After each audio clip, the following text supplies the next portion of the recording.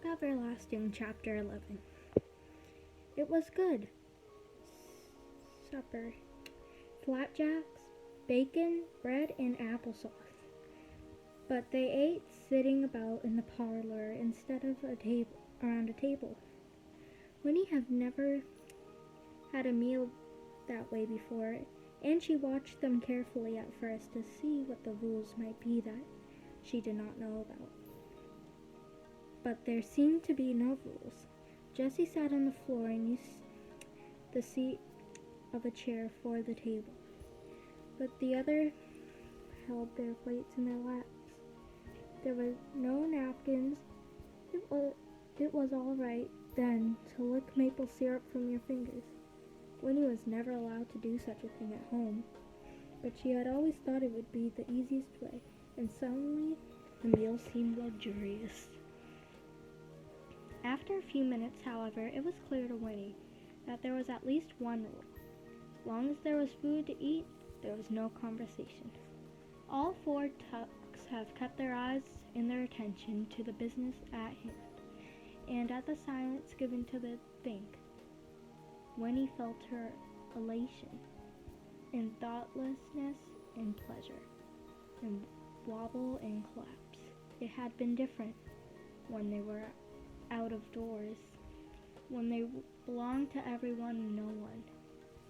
Here, everything was alone. Everything was done their way.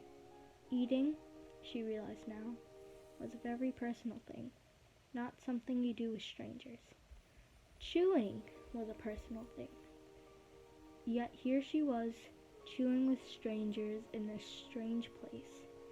She shivered a little and frowned, looking around at them. That story that they had told to her, why, they were crazy. She thought harshly, and they were criminals. They had kidnapped her right out of the middle of her very own wood, and now she would be expected to sleep all night in this dirty particular home. She had never slept in any bed but her own in her life. All of these thoughts flowed at once from the dark part of her mind.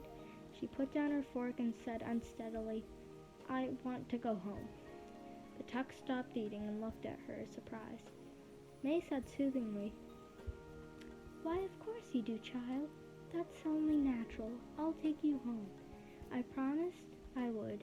Soon we've explained a bit as to why you got a promise you'll never tell anyone about the spring. That's the only reason why we brought you here. We gotta make you see why."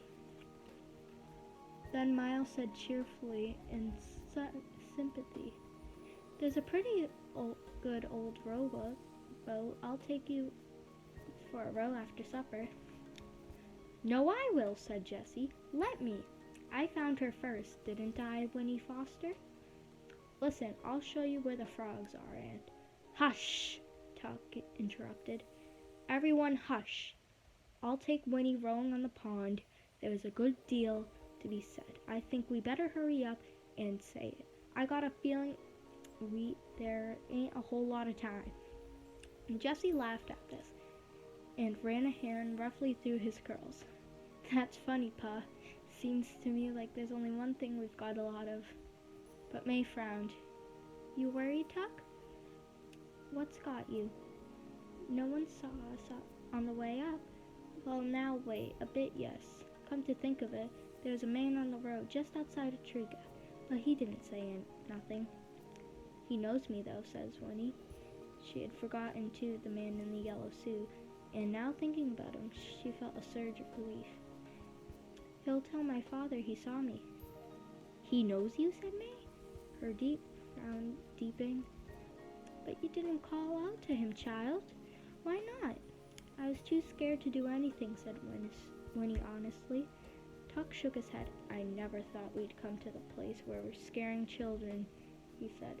"I guess there's no way to make it up to you, Winnie, but I'm sure most awful sorry it had to happen like that. Who is this man you saw?" "I don't know his name," said Winnie, "but he was a pretty nice man, I guess.